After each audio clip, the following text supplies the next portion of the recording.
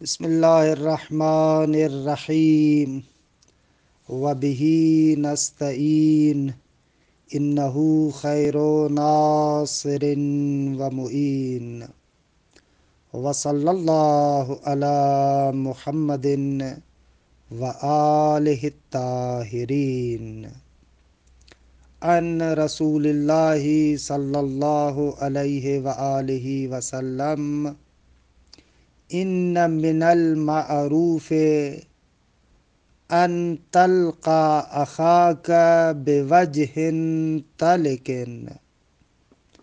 پیغمبر ختمی مرتبت صلی اللہ علیہ وآلہ وسلم فرماتے ہیں کہ یہ بھی نیکی ہے کہ انسان اپنے مومن بھائی کے ساتھ کھلے چہرے کے ساتھ ملے، یعنی جب انسان اپنے کسی مومن بھائی کے ساتھ ملاقات کرے تو اس کا چہرہ کھلا ہوا ہونا چاہیے، ہنستے کھیلتے اپنے مومن بھائی سے ملے، نہ کہ چہرہ بالکل پکڑا ہوا ہو، غصہ ہو، موڈ خراب ہو، نہ اچھے طریقے سے حشاش بشاش طریقے سے اپنے مومن بھائی کے ساتھ ملاقات کرنا یہ بھی نیکی ہے۔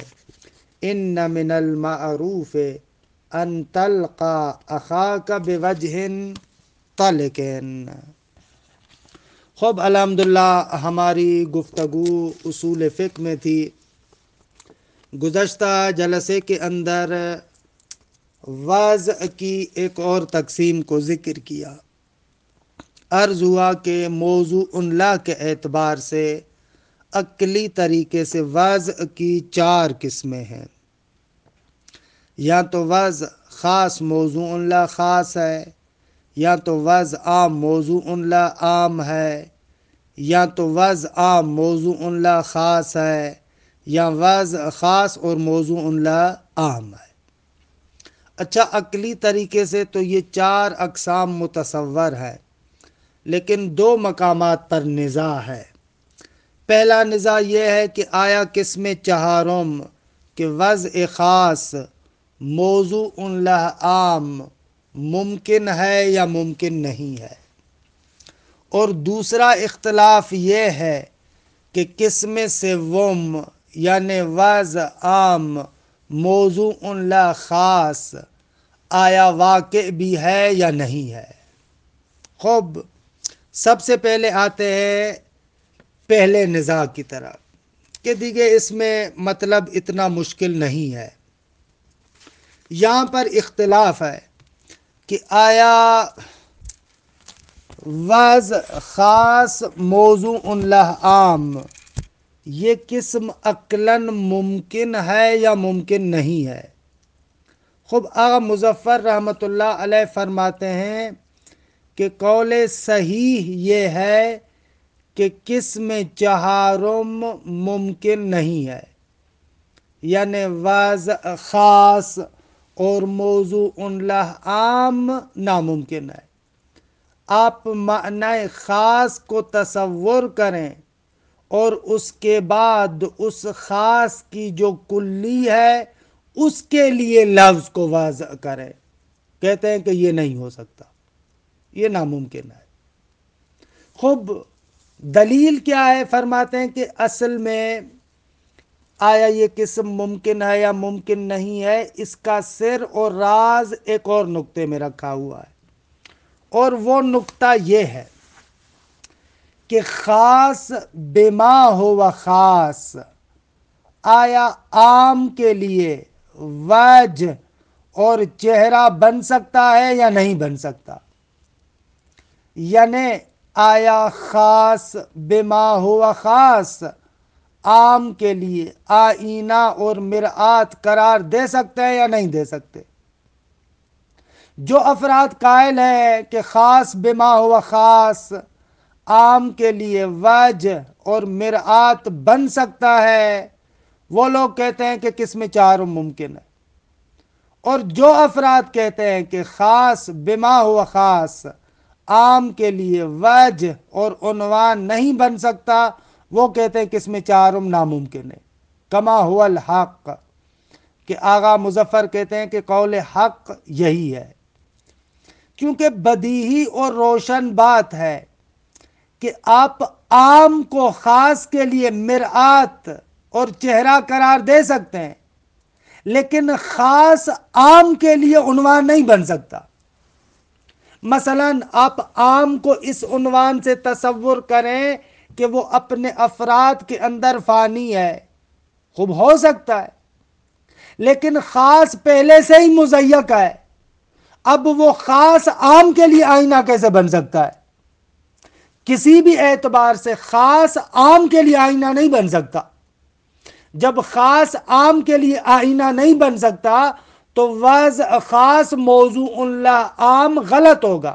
کیوں؟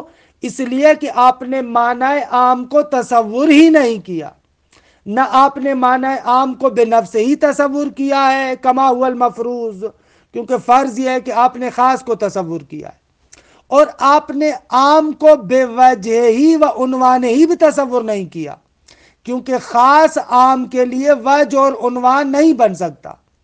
نتیجتاً جب آپ نے عام کو تصور ہی نہیں کیا تو اس عام کے لیے لفظ کو کیسے آپ وضع کر رہے ہیں؟ کہ بالکل روشن مطلب ہے۔ اچھا، ان قلتا ممکن ہے آپ کے ذہن میں یہ سوال آئے کہ آغا جیسے ہی ہم خاص کو تصور کرتے ہیں نا، اس کے سبب سے ہمارے ذہن میں عام کا تصور بھی آ جاتا ہے۔ درست ہے کہ خاص عام کے لیے عنوان نہیں بن رہا، لیکن خاص عام کے تصور کے لیے سبب تو بن سکتا ہے۔ لقائل نہیں یقولا کہ اس طریقے سے کہے، خاص کو تصور کیا، خاص کے تصور کی وجہ سے عام کا تصور بھی میرے ذہن میں آ گیا۔ زید کو تصور کیا، زید کے تصور سے انسان کا تصور بھی میرے لیے آ گیا۔ پھر میں اب اس معنی عام کے لیے لفظ کو وضع کروں، تو یہ تو ہو سکتا ہے۔ کیسے آپ کہہ رہے ہیں کہ قسم چار ناممکن ہے؟ اعتراض سمجھ رہے ہیں؟ اعتراض کیا ہے؟ اعتراض یہ ہے کہ کوئی بندہ کہہ رہا ہے کہ درست ہے آقا، پہلی مرتبہ جو آپ نے تصور کیا خاص کو تصور کیا، اور یہ بھی ہم مانتے ہیں کہ خاص عام کے لیے عنوان نہیں بن سکتا، ان دونوں باتوں کو تسلیم، لیکن یہ تو ہو سکتا ہے نا خاص کے تصور کی وجہ سے میرے ذہن میں عام کا تصور آ جائے اور پھر میں اس عام کے لیے لفظ کو وضع کروں، یہ تو ہو سکتا ہے نا؟ آقا مظفر فرماتے ہیں بالکل یہ ہو سکتا ہے، لیکن اس صورت میں آپ محل بحث سے خارج ہو جائیں گے، کیونکہ خاص کی وجہ سے عام کو تصور کیا اور پھر اس عام کے لیے لفظ کو وضع کر رہے ہیں، تو اب یہ وضع عام موضوع لا عام بن جائے گا، کس میں دوم ہوگی، یعنی آپ نے عام کو بنفس ہی تصور کیا ہے، ولو ان کے خاص کی وجہ سے تصور کیا ہے، لیکن عام کا مفصلاً تصور تو آ گیا۔ یہ تو پھر بھی تیسری قسم نہ ہوئی۔ تیسری قسم وہ ہے کہ جہاں پر خاص عنوان بنے عام کے لیے، خب یہ تو نہیں ہوا۔ خب دیکھیں اس مطلب کو، عبارت کو تطبیق کرتا ہوں، مطلب روشن ہے۔ استحالت القسم الرابع، فرماتے ہیں کہ چوتھی قسم محال ہے۔ اما استحالت الرابع، کہ چوتھی قسم کون سی ہے؟ وَهُوَ الْوَضْعُ الْخَاصُ وَالْمَوْضُوعُ لَهُ الْعَامُ، یہ بریکٹ میں رکھے۔ ہمارے پاس جو کتاب ہے بوستان کتاب والی چاپ، بہترین تختی ہے عبارت کی کہ اس کو بریکٹ میں رکھا، جملہ معترضہ ہے۔ اما استحالت الرابع، کہ رابع یعنی وہی وضع خاص موضوع لا عام، استحالت الرابع فنقول فی بیانہا، خب رابع کے استحالہ کے بیان کے بارے میں ہم یوں کہیں گے، ان النزاع فی امکان ذالک، فرماتے ہیں چوتھی قسم کے ممکن ہونے کے بارے میں جو نزاع اور جھگڑا ہے، ناشئ من النزاع، ایک اور نزاع سے پھوٹتا ہے۔ وہ نزاع یہ ہے، ناشئ من النزاع فی امکان ان یکون الخاص وجہن و عنوانن للعام، اس نزاع سے پھوٹتا ہے، اس نزاع سے سرچشمہ پاتا ہے کہ آیا خاص عام کے لیے وجہ اور عنوان بن سکتا ہے یا نہیں بن سکتا۔ اگر بن سکتا ہے تو ممکن ہے، اگر نہیں بن سکتا تو ناممکن ہے۔ وذالک لما تقدم، بھائی یہاں سے یہ نزاع کیوں پھوٹتا ہے؟ فرماتے ہیں اس لیے کہ پہلے ہم نے کہا تھا کہ ان المعنى الموضوع له، وہ معنی موضوع لا لا بد من تصوره بنفسه او بوجهه، موضوع لا کا تصور کرنا ضروری ہے، یا بنفسه ہی تصور کریں یا بوجهه و عنوانه ہی تصور کریں۔ لاستحالۃ الحکم علی المجہول، کیونکہ مجہول مطلق پر حکم کرنا محال ہے۔ ایک شے ذہن میں تو ہو، یا بنفسہی اور تفصیلاً ہو، یا بوجہہی و عنواناً و اجمالاً ہو۔ والمفروض فی ھذا القسم، چوتھی قسم میں فرض یہ ہے کہ ان المعنى الموضوع لہ لم یکن متصوراً، آغا معنی موضوع لا متصور نہیں ہے، نہ بنفس ہی اور نہ بوجہہی۔ وَإِنَّمَا تُصُوِّرَ الْخَاصُ فقط اور فقط خاص کا تصور کیا گیا ہے۔ وَإِلَّا لَوْ كَانَ مُتَصَوَّرًا بِنَفْسِهِ وَلَوْ بِسَبَبِ تَصَوُّرِ الْخَاص كَانَ مِنَ الْقِسْمِ الثَّانِي، کہ یہ عبارت اس اشکال اور جواب کی طرف اشارہ ہے کہ جس کی طرف میں نے اشارہ کیا کہ بھئی کوئی بندہ کہہ سکتا ہے کہ خاص کی وجہ سے عام کو تصور کیا۔ درست ہے کہ خاص آئینہ نہیں ہے عام کے لیے، لیکن خاص کی وجہ سے عام کو تصور تو کر سکتے ہیں۔ آغا کہتے ہیں بھلے کر سکتے ہیں، لیکن یہ اس صورت میں قسم دوم ہوگا، وز عام موضوع لا عام۔ وَإِنَّمَا تُصُوِّرَ الْخَاصُ فقط، یہاں پر فقط خاص کا تصور، فرض یہ ہے۔ وَإِلَّا، اور اگر ایسے نہ ہو، فقط خاص کا تصور نہ ہو، لَوْ كَانَ مُتَصَوَّرًا بِنَفْسِهِ، اگر عام معنی موضوع لائے عام بنفس ہی تصور ہو، وَلَوْ بِسَبَبِ تَصَوُّرِ الْخَاص، اگرچہ خاص کے تصور کی وجہ سے ہی کیوں نہ ہو، تو کان من القسم الثانی، تو یہ تو قسم ثانی بن جائے گی کہ وَهُوَ الْوَضْعُ الْعَامُ وَالْمَوْضُوعُ لَا الْعَامُ، کہ قسم ثانی کیا ہے؟ وضع عام اور موضوع لا عام۔ ولا کلام فی امکانہ بل فی وقوعہ کما تقدم، خوب قسم ثانی کے ممکن ہونے میں تو کوئی شک نہیں ہے، بلکہ اس کے واقع ہونے میں بھی کوئی شک نہیں ہے، کما تقدم جیسے کل ہی ہم نے کہا تھا۔ پس فلا بد للقول بامکان القسم الرابع، فرماتے ہیں کہ چوتھی قسم کے ممکن ہونے کے لیے، اگر آپ کہیں کہ چوتھی قسم ممکن ہے، اس کے لیے ضروری ہے کہ آپ مانیں فلا بد للقول بامکان قسم رابع، قسم رابع کے ممکن ہونے کے لیے ضروری ہے کہ آپ کہیں من ان نفرض، کہ بھائی فرض کرتے ہیں ہم کہ ان الخاص یصح ان یکون وجہا من وجوہ العام، کہ خاص عام کے وجوہ میں سے ایک وجہ بن سکتا ہے، خاص میں آپ عام کو دیکھ سکتے ہیں۔ وجہتا من جہات ہی، عام کی جہات میں سے ایک جہت ہے۔ حتی یکون تصورہ کافیا ان تصور العام بنفسہ، تائین کہ اس خاص کا تصور کافی ہو ان تصور العام بنفسہ، خوب عام کو بنفسہ ہی تصور کرنے سے جو ہے وہ کیا کفایت کرتا ہے خاص کا تصور۔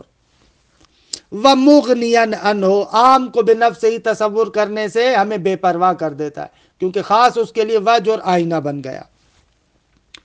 لأجل ان یکون تصورا للعام بوجہ، خوب اس اعتبار سے، اس لیے کہ یہ مثلا عام کے لیے بوجہ تصور ہے، درست؟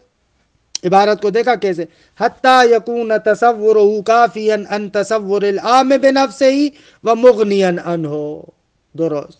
لأجل ان یکون تصورا للعام بوجہ، ضروری ہے کہ اس قول کو مانے کہ خاص عام کے لیے آئینہ بن سکتا ہے، خوب لہذا عام کے بنفس ہی تصور کی ضرورت نہیں پڑے گی، اور یہی صورت اس چیز کا باعث بنے گی کہ عام کا آپ نے تصور کیا ہے بے وجہ خاص کے ضمن میں۔ ولیکن الصحیح ہے کہ الواضح لکل مفکر، لیکن صحیح اور جو بالکل روشن ہے ہر فکر کرنے والے کے لیے کہ ان الخاص لیس من وجوہ العام، خاص بما ہوا خاص عام کے لیے وجہ نہیں بنتا، بل الامر بالعکس من ذالک، بلکہ بات اس کے برعکس ہے، عام خاص کے لیے وجہ اور آئینہ بن سکتا ہے۔ فإن العام هو وجہ من وجوہ الخاص، فرماتے ہیں کیونکہ عام خاص کے وجوہ میں سے ایک وجہ ہے، عنوان ہے، وجہۃ من جہات ہی، خاص کی جہات میں سے ایک جہت ہے۔ وَلِذَا قُلْنَا بِإِمْكَانِ الْقِسْمِ الثَّالِثِ، اسی وجہ سے ہم نے کہا تیسری قسم ممکن ہے۔ وہ کیا ہے؟ وَهُوَ الْوَضْعُ الْعَامُ وَالْمَوْضُوعُ لَا الْخَاص۔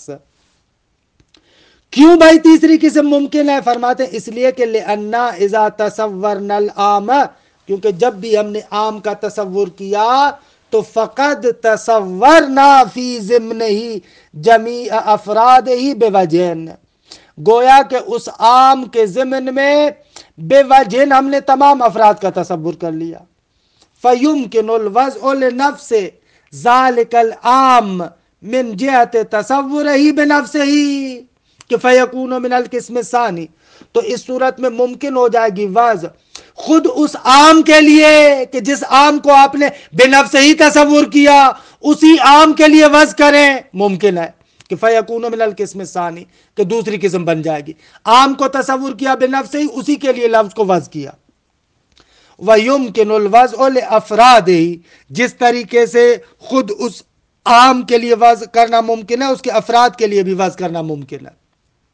من جہت تصورها بوجہها، کیونکہ وہ افراد تصور ہوئے ہیں بے وجہا، اپنے وجہ کے ذریعے سے، کہ عام ان کے لیے وجہ ہے، کہ فیکون من الثالث کہ یہ قسم سوم بن جائے گی، وضع عام موضوع لا خاص، بخلاف الامر فی تصور الخاص، لیکن تصور خاص میں اس طریقے سے نہیں ہے۔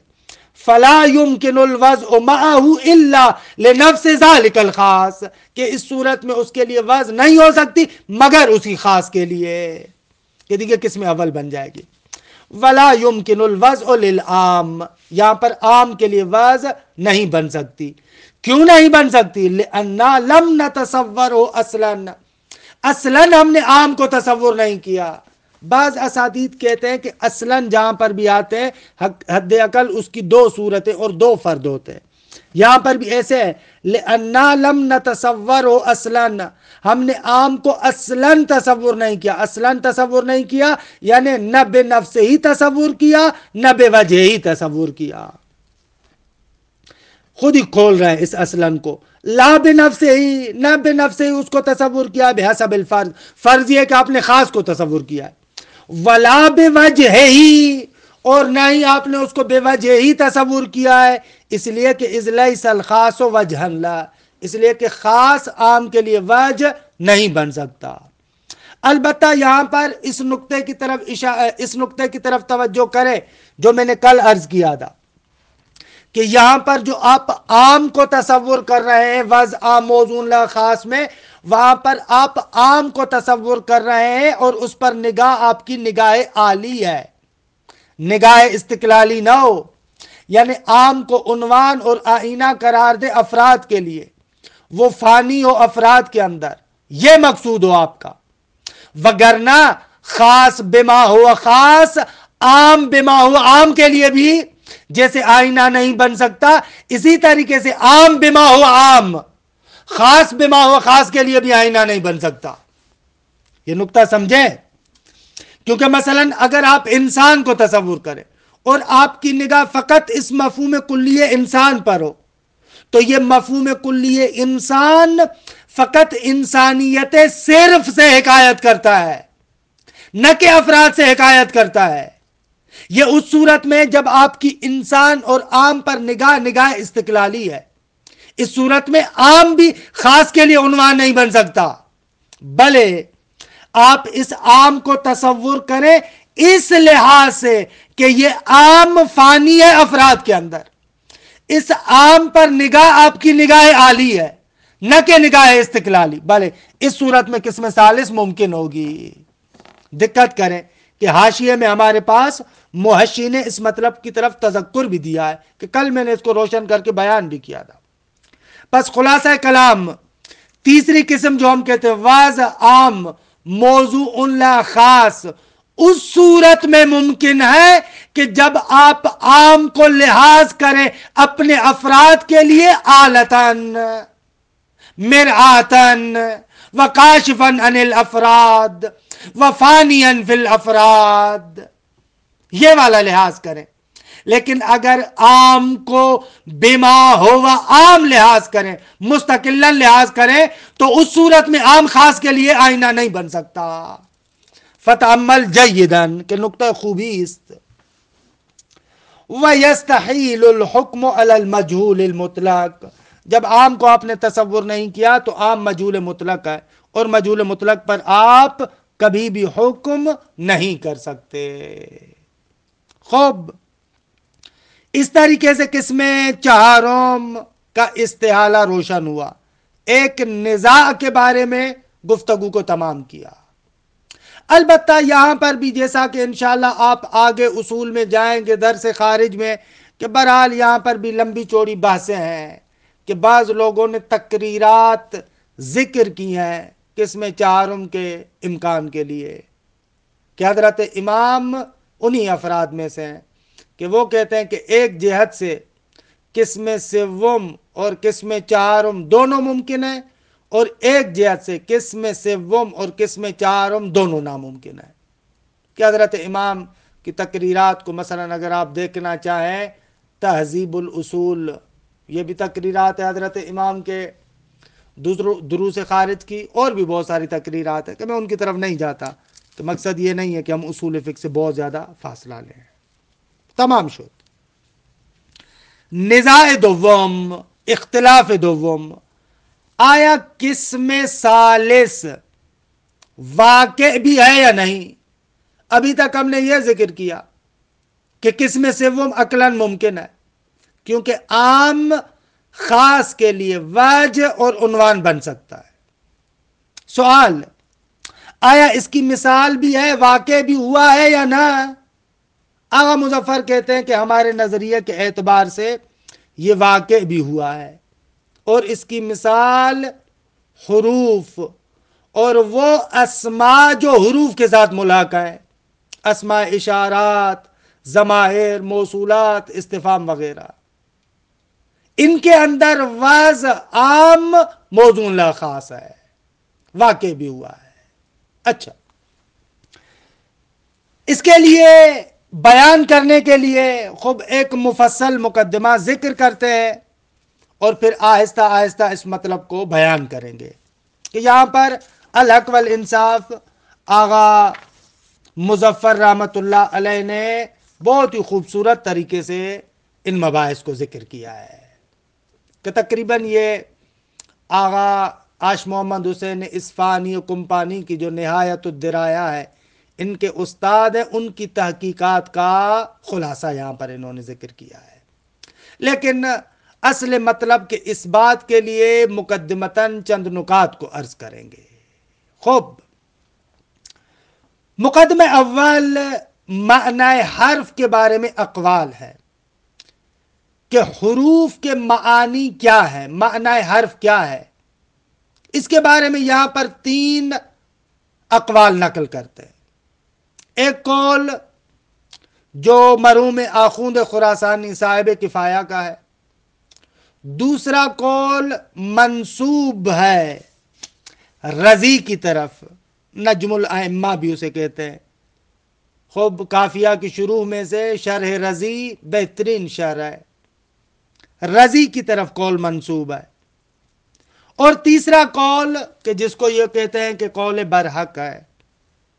خوب، ان تینوں اقوال کا بیان یہ ہے. پہلا قول جو مرحوم آخوند خراسانی کا قول ہے، صاحب کفایہ کا، وہ یہ ہے، مرحوم آخوند کہتے ہیں کہ معنی اسمی اور معنی حرفی میں کوئی فرق نہیں ہے. مثلا من ابتداء غایت کے لیے درست ہے، اور اسی طریقے سے کلمہ الابتداء معنی اسمی ہے، الابتداء معنی اسمی ہے، اور وہ من جو ابتداء غایت کے لیے، سر تو من البصرت ہے، یہ من بھی یہاں پر ابتدا کے لیے، اور کلمہ الابتدا یہ معنی اسمی ہے۔ آخوند کہتے ہیں ان دونوں میں کوئی تفاوت نہیں ہے، حرف اور اسم جو اس حرف کے معنی کے ساتھ سنخیت رکھتا ہے، مناسبت رکھتا ہے، جیسے من ابتداء غایت کے لیے، تو اس کے مقابلے میں اسم کون سا ہوگا جو اس کے مناسب ہے؟ الابتدا۔ الابتدا ایک معنی اسمی ہے۔ یا الہ انتہاء غایت کے لیے، اور اس کے مسانخ اور مناسب معنی اسمی کیا ہے؟ الانتہا۔ آخوند کہتے ہیں کہ حقیقت یہ ہے کہ معنی حرف اور معنی اسم کے اندر کوئی تفاوت نہیں ہے، دونوں کا معنی ایک ہے۔ اچھا آگا پھر یہ اسم اور حرف کا تفاوت کیوں ہے؟ فرماتے ہیں کہ اصل میں تفاوت فقط ایک نقطے میں ہے۔ من کا معنی بھی الابتدا ہے، الابتدا جو الاسمی معنی ہے اس کا معنی بھی الابتدا ہے۔ اصل واضح کے اعتبار سے، موضوع لا کے اعتبار سے، من اور الابتدا دونوں میں کوئی تفاوت نہیں ہے۔ تو پھر فرق کیا ہے کہ ایک معنی اسمی ہے، دوسری معنی حرفی ہے؟ کیا فرق ہے؟ آخوند کہتے ہیں فرق یہ ہے، اصل میں واضح نے وضع کرتے وقت یہ شرط لگائی ہے، کہا ہے کہ من بھی ابتدا کے لیے، الابتدا جو اسم ہے وہ بھی ابتدا کے لیے، لیکن دونوں میں فرق یہ ہے، جب آپ ابتدا کو معنی غیر مستقل کے لحاظ سے لحاظ کریں تو وہاں پر حرف کو استعمال کریں، اور جب الابتدا کو معنی مستقل کے عنوان سے لحاظ کریں وہاں پر یہ اسم ہے الابتدا۔ بس فرق فقط یہ ہے استعمال کے اعتبار سے کہ واضح نے کہا ہے کہ غیر مستقل عنوان سے اگر استعمال کریں تو وہاں پر حرف استعمال ہوگا، اور اگر مستقل عنوان سے استعمال کریں وہاں پر اسم استعمال ہوگا۔ مثال دو، الابتداء خیر من الانتہا، یہاں پر ابتدا اور انتہا دونوں مستقل طریقے سے استعمال ہوئے ہیں، یہاں پر آپ اسم کو استعمال کریں گے۔ آغاز انجام سے اچھا ہوتا ہے، خب یہاں پر آپ نے مستقل طریقے سے ابتدائیت اور انتہائیت کو ملحوظ خاطر رکھا ہے، لیکن جیسے ہی آپ غیر مستقل طریقے سے ابتدا اور انتہا کو استعمال کرنا چاہیں وہاں پر حرف استعمال ہوگا۔ مثلا آپ کہیں سر تو من البصرۃ الی الکوفہ، اب یہاں پر آپ کہتے ہیں کہ میرے سیر کا آغاز بصرے سے کوفے تک تھا، ابتدائیت اور انتہائیت کو استعمال کرنا چاہا ہے لیکن غیر مستقل نہیں ہے، کسی اور معنی کے لیے ایک قید کے عنوان سے ذکر کیا ہے، کسی اور معنی کے لیے ایک حالت اور وصف کے عنوان سے آپ نے اس کو ذکر کیا ہے، اب یہاں پر حرف کو استعمال کریں گے۔ بس اصل معنی دونوں کا ابتدائیت ہے، من اور الابتدا کا، فرق فقط استعمال کے مرحلے میں ہے۔ واضح نے کہا ہے کہ اگر استقلالی طریقے سے استعمال کرو تو الابتدا کو استعمال کرو، غیر استقلالی طریقے سے استعمال کرو تو من کو استعمال کرو۔ تفاوت یہ ہے، فرق فقط استعمال کے مرحلے میں ہے۔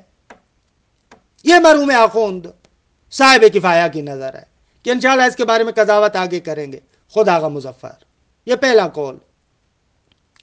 دوسرا قول یہ منسوب ہے رضی کی طرف، البتہ اس پہلے قول کو بھی رضی کی طرف منسوب کیا گیا ہے، دوسرے قول کو بھی رضی کی طرف منسوب کیا گیا ہے، کہ یہاں پر آغا مظفر اس پہلے قول کو کہتے ہیں کہ یہ منسوب ہے رضی کی طرف، آخوند خراسانی اور رضی کی طرف، لیکن جو دوسرا قول بیان کر رہا ہوں اس کے بارے میں بھی کہا گیا ہے کہ مرحوم رضی کی طرف منسوب ہے، کیونکہ شرح کافیہ کے اندر عبارت اس طریقے سے ہے مرحوم رضی کی کہ دو پہلو ہے، لیکن حق کے مطلب کیا ہے، وہ کیا کہنا چاہتے ہیں وہ اپنی جگہ پر، آپ شرح کافیہ کو دیکھیں، شرح رضی کو دیکھیں وہاں پر، لیکن یہاں پر اجمالاً دوسرا قول یہ ہے کہ آغا اصلاً حرف کا معنی ہی نہیں ہے، حرف علامت ہے. مثلا کس طریقے سے آپ ضمے کو علامت فاعلیت قرار دیتے ہیں, رفع کو علامت فاعلیت قرار دیتے ہیں, حالانکہ ضمے سے بہتر ہے رفع کہوں. آپ کہتے ہیں جاءنی زیدون, یہ رفع علامت فاعلیت ہے. اس علامت کا کوئی معنی نہیں ہے, یہ علامت فقط بتا رہا ہے, یہ علامت بتا رہی ہے کہ یہ فاعل ہے. حروف بھی اسی طریقے سے, ان کا کوئی معنی نہیں ہے, یہ علامات ہیں. دوسرا قول یہ. تیسرا قول کہ معنی حرف اور معنی اسم میں تفاوت ہے, ذاتاً ایک دوسرے سے متباین ہے, جدا ہے. معنی اسمی معنی مستقل ہے اور معنی حرفی غیر مستقل ہے. کہ دیکھیے اس مستقل اور غیر مستقل کو جلسہ آئندہ میں ذکر کروں گا. یہ تین اقوال یہاں پر آغا مظفر نقل کر رہے ہیں. البتہ دو اقوال اور بھی ہیں کہ انشاءاللہ اس بحث کے آخر میں شاید ان کی طرف بھی اشارہ کروں. ایک قول آغا نائنی کا ہے اور ایک قول آغا خوئی کا ہے. آغا نائنی انشاءاللہ بعد میں بیان کروں گا. وہ کہتے ہیں کہ حروف معانی ایجادی رکھتے ہیں اور اسم معانی اختاری رکھتے ہیں, کہ اس کی وضاحت انشاءاللہ بعد میں کروں گا. یہ قول یہاں پر نقل نہیں کیا, یہ آغا نائنی کا ہے.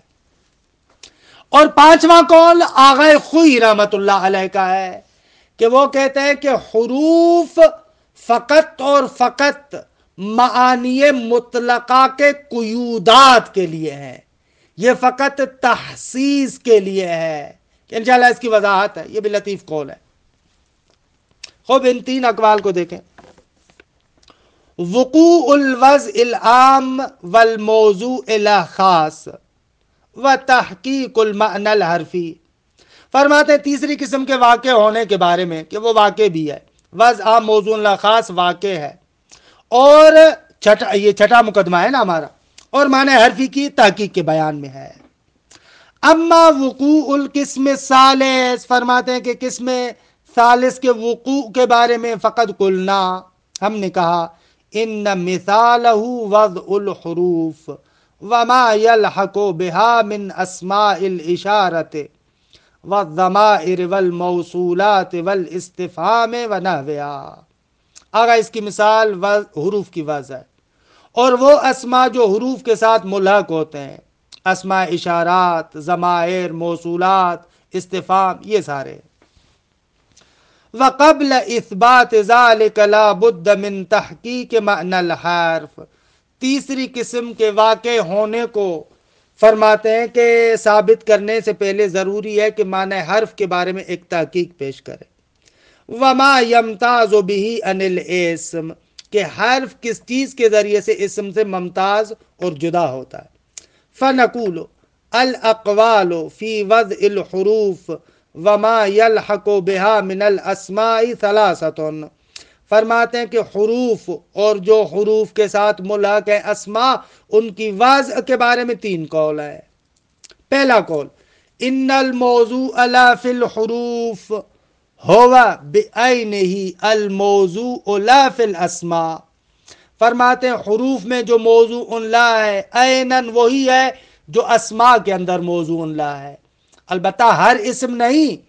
المصانخۃ لہا فی المعنی, وہ اسماء کے جو ان حروف کے ساتھ سنخیت رکھتے ہیں, مناسبت رکھتے ہیں. مثلا من ابتداء غایت کے لیے ہے تو اس من کا معنی عیناً وہی الابتداء والا معنی ہے.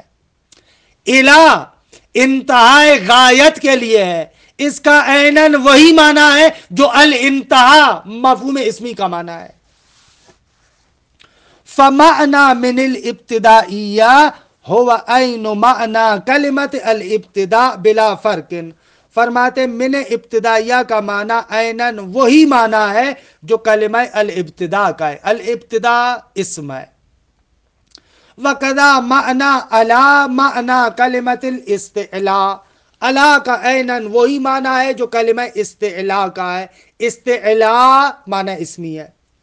ومعنی فی معنی کلمت الظرفیہ، فی کا عیناً وہی معنی ہے جو ظرفیت کا ہے، وہکذا اسی طریقے سے تمام حروف عیناً وہی معنی رکھتے ہیں کہ جو اسماء ان کے ساتھ سنخیت رکھتے ہیں۔ خوب آگا آپ کے ذہن میں سوال ہوگا پھر اسم اور حرف کا فرق کیوں ہے؟ وَإِنَّمَا الْفَرْقُ فِي جِهَةٍ أُخْرَى، آگا ایک اسم ہے دوسرا حرف ہے، خوب پھر تفاوت کیا ہوا؟ معنی تو دونوں کا ایک ہوا، کہہ رہے ہیں نا فرق ایک اور جہت میں، فرق استعمال کے مرحلے میں، کہ واضح نے کہا کہ حرف کو وہاں استعمال کرو جہاں پر غیر مستقل ہے اور اسم کو وہاں استعمال کرو جہاں پر مستقل ہے۔ وہی وہ فرق یہ ہے کہ ان الحروف وضع، کہ حروف کو واضح کیا گیا ہے لأجل ان یستعمل فی معناه اذا لوحظ ذلك المعنى حالتا وآلتا لغیرہ۔ فرماتے ہیں کہ فرق یہ ہے کہ حرف کو وضع کیا گیا ہے کہ اس کو اپنے معنی میں استعمال کیا جائے جب اس معنی کو کسی غیر کے لیے حالت، آلت یا قید قرار دیا گیا ہو، دوسری غیر کی خصوصیت کے عنوان سے، اس کے لیے ابزار کے عنوان سے، قید کے عنوان سے استعمال کریں تو وہاں پر حرف کو استعمال کریں۔ ای اذا لوحظ المعنی غیر مستقل فی نفسہ، خوب حالت و غیر کے لیے یعنی کیا؟ یعنی وہ معنی غیر مستقل آپ لحاظ کریں، مستقل نہ لحاظ کریں، غیر مستقل لحاظ کریں، وہاں پر حرف کو استعمال کریں۔ والاسم وضع لأجل ان یستعمل فی معناہ، اور اسم کو وضع کیا گیا ہے اس لیے کہ وہ اپنے معنی میں استعمال ہو، لیکن کب؟ اذا لوحظ مستقلا فی نفسہ، جب اس کو آپ مستقلا لحاظ کریں، جیسے میں نے مثال دی الابتداء خیر من الانتہاء، یہاں پر ابتداء اور انتہا کو مستقلا لحاظ کیا گیا۔ مثلا مفہوم الابتداء معنی واحد، ابتداء کا ایک ہی معنی ہے، وضع لہ لفظان، اس کے لیے دو لفظ وضع ہیں، احدہما لفظ الابتداء، ایک لفظ الابتداء ہے، والثانی کلمۃ من، اور دوسرا کلمہ من ہے، لیکن الاول وضع لہ الابتداء، اس معنی ابتداء کے لیے وضع ہوا ہے لأجل ان یستعمل فیہ، اس لیے کہ یہ اس میں استعمال ہو کب؟ عندما یلاحظہ المستعمل مستقلا فی نفسہ، جب اس مفہوم ابتداء کو استعمال کرنے والا مستقلا لحاظ کرے۔ کما اذا قیل ابتداء السیر کان سریعا، آگا ہمارے سفر کا جو آغاز تھا وہ بہت زیادہ تیز تھا، خوب یہاں پر ابتداء کو مستقلا لحاظ کیا گیا ہے۔ جبکہ والثانی وضع لہ من، جو ابتداء کے لیے وضع ہوئی ہے، یہ کب ہے؟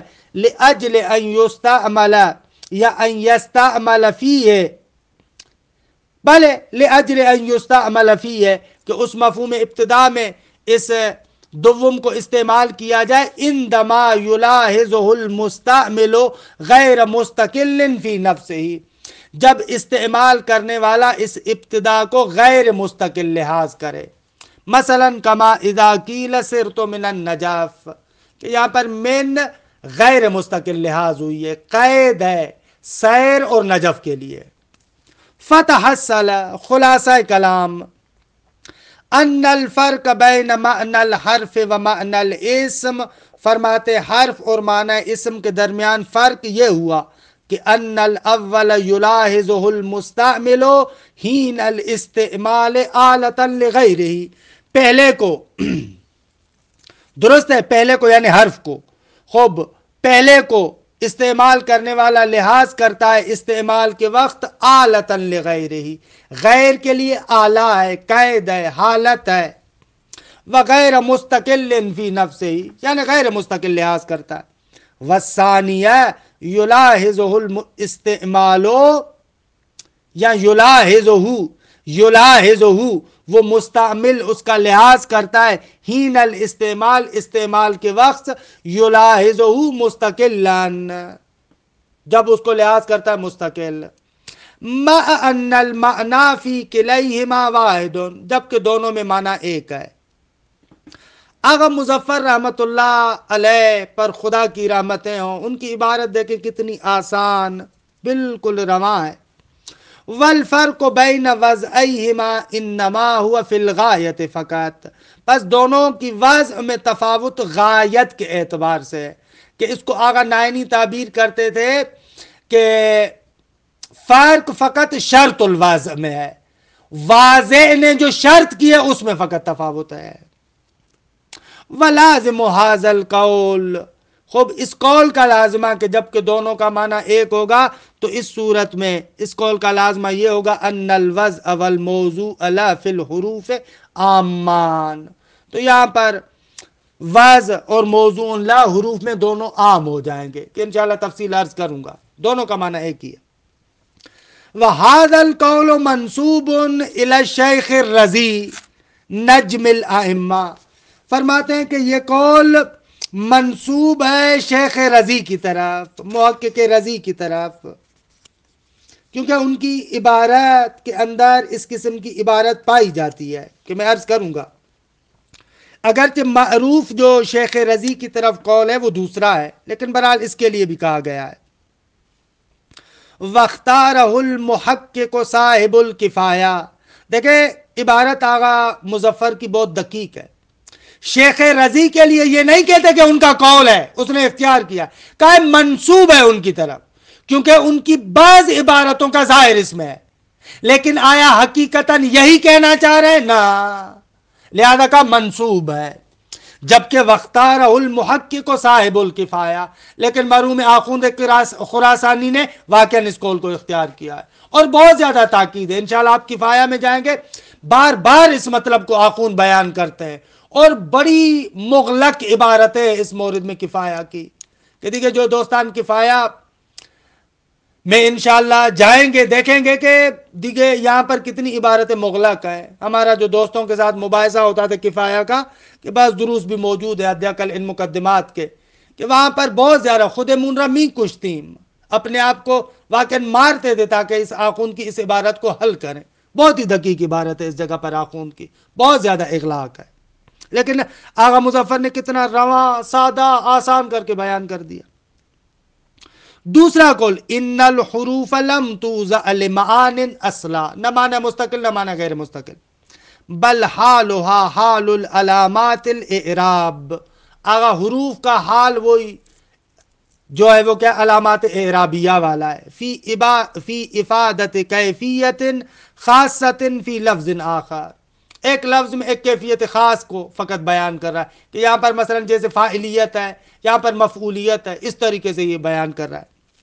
فَكَمَا أَنَّ عَلَامَةَ الرَّفْعِ فِي قَوْلِهِمْ حَدَّثَنَا زُرَارَةُ، جس طریقے سے علامت رفع ہمارے اس قول میں کہ حدثنا زرارتو، یہ علامت رفع، ان علامت الرفع تدل علی ان زرارت فاعل الحدیث، حدثنا ہم کو بتایا اس حدثا کا فاعل کیا ہے؟ زرارہ ہے۔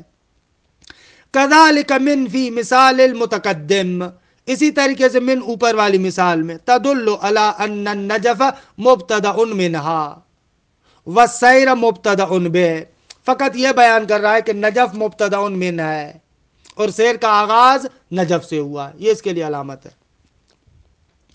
3 ان الحروف موضوعۃ لمعان مباینۃ فی حقیقتها وسنخها للمعانی الاسمیہ، تیسرا قول یہ ہے کہ حروف کو وضع کیا گیا ان معانی کے لیے کہ جو معانی مباینت رکھتی ہیں حقیقت میں، سنخ میں، معانی اسمیہ کے ساتھ، یہاں پر سنخ سے مراد وہی حقیقت ہی ہے یہاں پر۔ فَإِنَّ الْمَعَانِيَ الْإِسْمِيَّةَ فِي حَدِّ ذَاتِهَا مَعَانٍ مُسْتَقِلَّةٍ فِي أَنفُسِهَا، فرماتے ہیں اس لیے کہ جو معنی اسمیہ ہیں وہ ذاتاً معنی مستقل ہیں، بذات خود معنی مستقل ہے، جبکہ وہ معانی الحروف لا استقلال لها، لیکن معنی حروف کے لیے اصلاً استقلال نہیں ہے، ذاتاً غیر مستقل ہیں، بل ہی متقومۃ بغیرہا، بلکہ معانی حروف غیر کے ساتھ متقوم ہے، کہ انشاءاللہ اس کی توضیحات جلسہ آئندہ میں آئے گی۔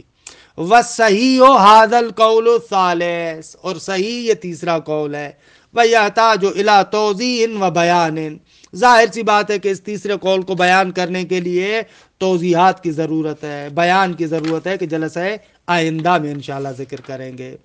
وصلی اللہ علی محمد و اہل بیتہ الطیبین الطاہرین۔